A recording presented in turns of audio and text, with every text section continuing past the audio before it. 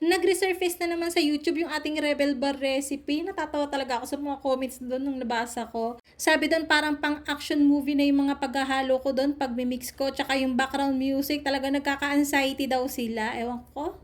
Tapos ang dami rin nagre-request na untian natin yung serving. So, dalawang tray kasi yun ng 10x14. So, today, ibibigay ko yung upgraded version ng aking recipe ng Rebel Bar. So, panoorin nyo lang.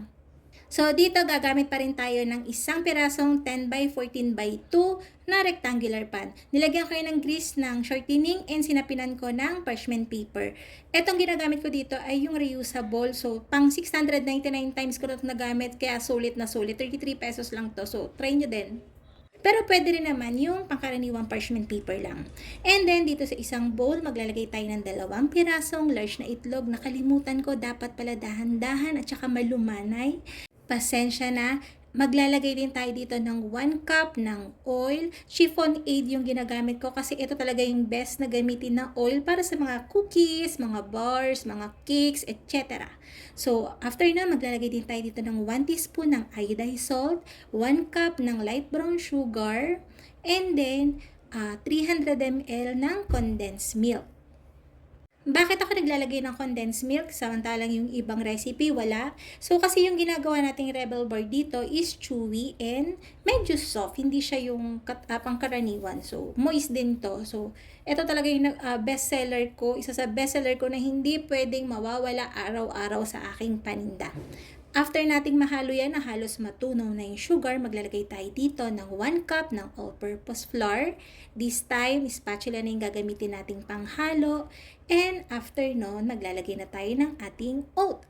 So dito, makikita nyo sa video na pagsasamahin ko yung instant oat at saka rolled oats. Mas maganda kasi yung texture nun. So, tig 250 grams each. So, all in all, 500 grams na oat. Pero kung ayaw nyo namang magdalawahan pa ng bili, kunyari quick cooking oats lang o kaya instant oat lang yung gusto nyong bilhin, pwede namang 500 grams nyo na lang lahat. Pero mas maganda yung texture nito na pinaghati mo. So, yun.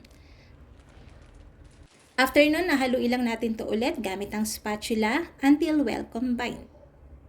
Nakaka-addict talaga tong Rebel Bar na to. So, kapag ginawa nyo to, siguraduhin nyo nang wag nyo nang hatiin yung recipe dahil kukulangin kayo, promise.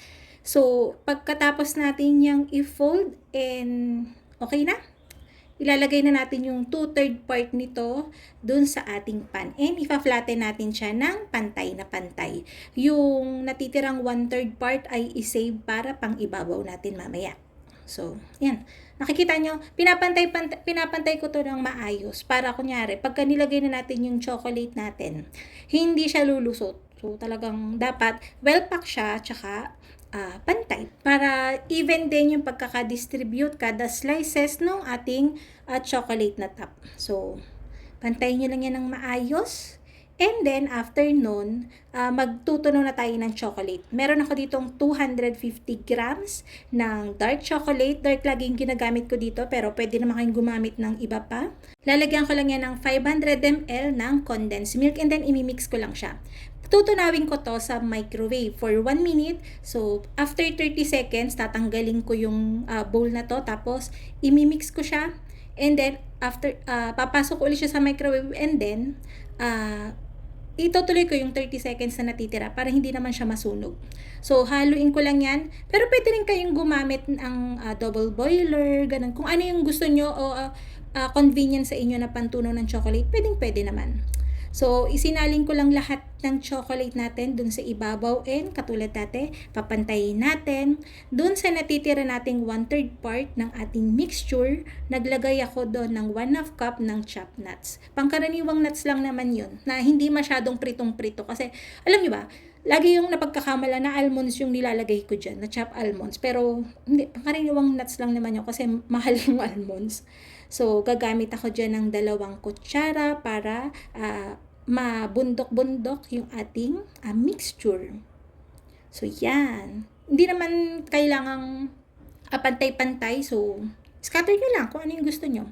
And then, ibibake natin to sa preheated oven na may 180 degrees Celsius for 20 to 22 minutes. Malalaman yung well done na siya kapag yung top niya ay brown na. Remember, brown, hindi sunog. And then, kapag hinawakan nyo yung gitna, hindi na siya malambot. Firm na siya. So, hindi ko to ginagayat kaagad the day after ng baking ko. Nire-rest ko to overnight kasi madikit pa yung chocolate niyan and hindi pa siya ganon ka chewy. So, pwede pa siyang magbitak-bitak kapag ginayat nyo kaagad. Pero masarap na to. Pero mas masarap to after overnight. So, yun lang naman. Sana ay nagustuhan nyo yung ating video for today. Try nyo to. In-slice ko pala to ng 35 pieces. 3 cm by 3 cm. So, yun. Bye-bye! Sana hindi na kayo na-stress dun sa video natin.